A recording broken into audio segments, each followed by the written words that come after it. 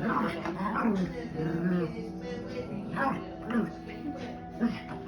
my gosh.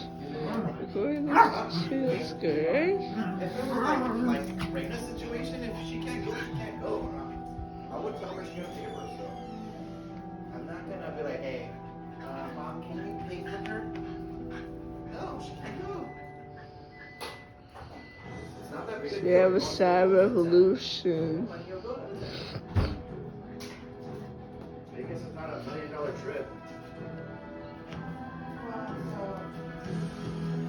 She said that she never asked you to pay for it. I already.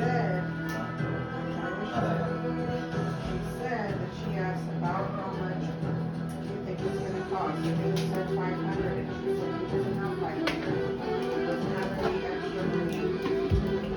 Spending like that. You said, pay for it. I'm not asking you. Saying like,